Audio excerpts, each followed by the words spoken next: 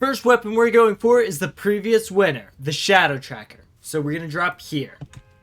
You can buy the Shadow Tracker off of EV for 400 bars. The unique part about this weapon is that it marks your opponents when you hit them. See, now we can see exactly where they're at. And with this, we should be able to easily hit our shots. Yep, we did it. It was nice. The Shadow Tracker is no longer unique because the only thing special about it is already being covered in a separate augment, the Bloodhound. One benefit it still has is that it's suppressed, so it's going to be hard for your opponents to tell where the shots are coming from.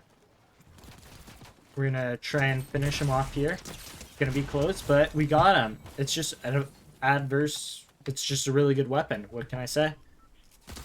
I give this weapon a 2 out of 3 on uniqueness. Still, the suppress is very nice considering everything. I don't know what else to say about that.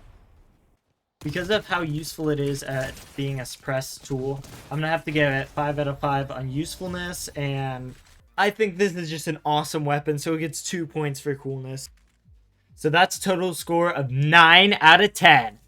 Next exotic we're going for is the Chug Cannon, which is found in Frenzy Field.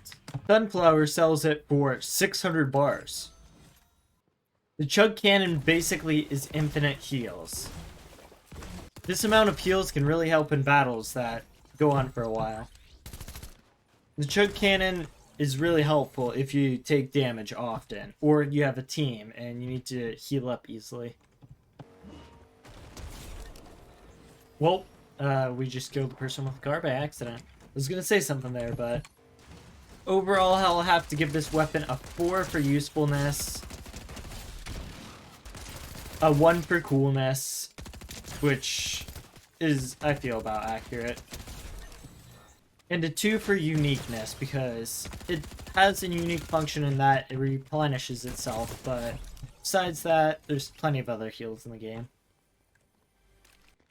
So that's an overall rating of 7 points. Ooh, this person's doing a bit of damage.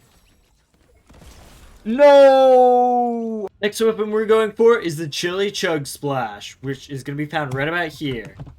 Frozen Fish Stick sells 3 Chili Chug Splash for 210 bars.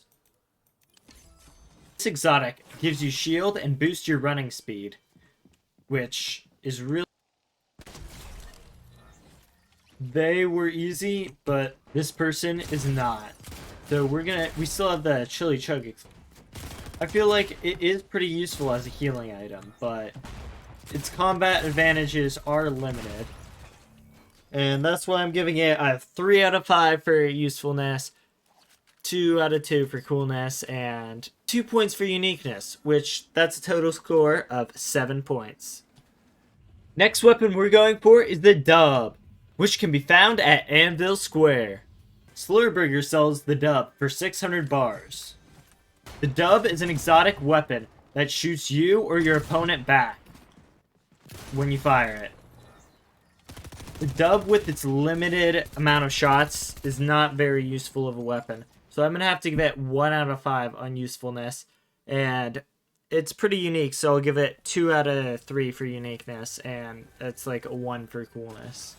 So that's a total score of 4. Abysmal. Next weapon we're going for is the Unstable Bow. Wildcard sells us, and he spawns anywhere from here to here. Wildcard sells the weapon for 500 bars. The Unstable Bow is kind of a mixture between all bow types. Since you can't actually predict what the bow is going to shoot, I'm going to have to give it 2 for uniqueness, 2 for coolness, and 2 points for usefulness. So a grand total of 6 points. Yikes. Next weapon we're going for is the Grapple Bow, which can be found in the castle southwest of the Citadel. Princess Felicity Fish sells it for 600 bars. The Grappler Bow, just like the hammer, is a movement-based weapon where you can use it to get around places easily. It does 89 damage, which is pretty good, not gonna lie. We're gonna have to wait for my arrows to regen because I have one of the augments. And There we go. We got him. Oop, found our next target. They're running away, so we should be fine. We got him. I'm going to have to definitely give this a 2 out of 2 for coolness and a 3 out of 3 for uniqueness. We're just going to finish that person off with the pickaxe. It's fine.